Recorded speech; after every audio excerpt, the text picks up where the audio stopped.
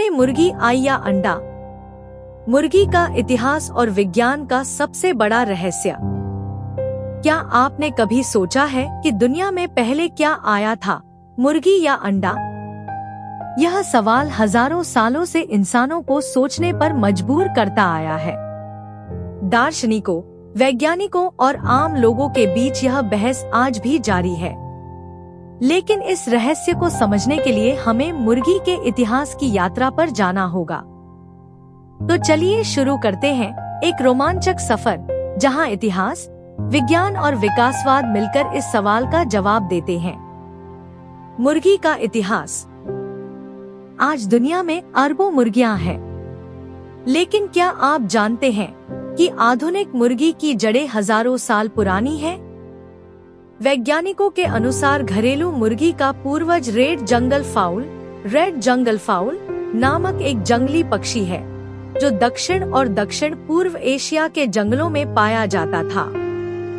Red जंगल foul लगभग 8000 से 10,000 वर्ष पहले इंसानों ने इन जंगली पक्षियों को पालना शुरू किया। धीरे धीरे चयनात्मक प्रजनन, सिलेक्टिव ब्रीडिंग के माध्यम से ये पक्षी बदलते गए और आधुनिक मुर्गी का रूप लेने लगे। सबसे पुराने प्रमाण आज के थाईलैंड, चाइना और इंडिया के क्षेत्रों में मिले हैं। अंडे का इतिहास मुर्गी से भी पुराना। अब कहानी का सबसे दिलचस्प हिस्सा। अंडे केवल मुर्गियां ही नहीं देती।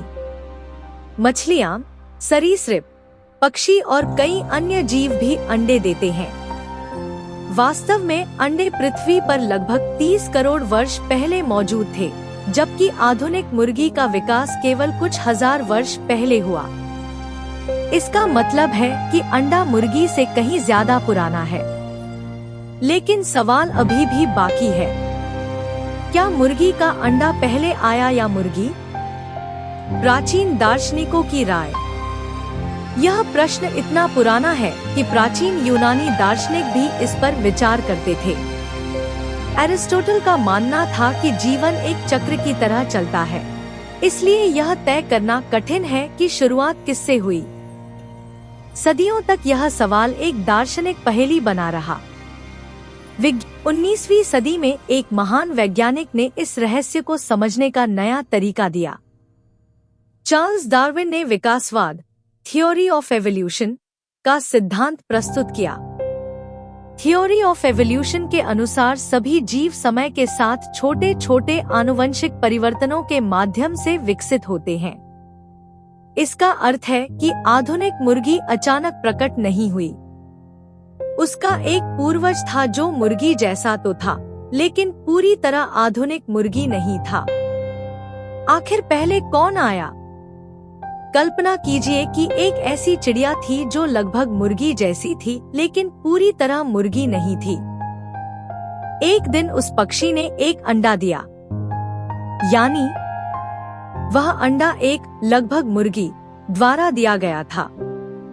लेकिन उस अंडे से निकली संतान पहली सच्ची मुर्गी थी। इसलिए वैज्ञानिक दृष्टिकोण से अंडा पहले आया था। अंडे के खोल का रहस्य। कुछ वैज्ञानिकों ने यह भी पाया कि अंडे के खोल के निर्माण में एक विशेष प्रोटीन महत्वपूर्ण भूमिका निभाता है, जिसे ओवोक्लेडिन 17 कहा जाता है। यह प्रोटीन मुर्गी के शरीर में बनता है और मजबूत अंडे का खोल तैयार करने में मदद करता है। हालांकि यह खोज रोचक है, लेकिन विकासवाद के अनुसार पहला मुर्गी अंडा फिर भी उस पक्षी ने दिया था जो पूरी तरह आधुनिक मुर्गी नहीं था।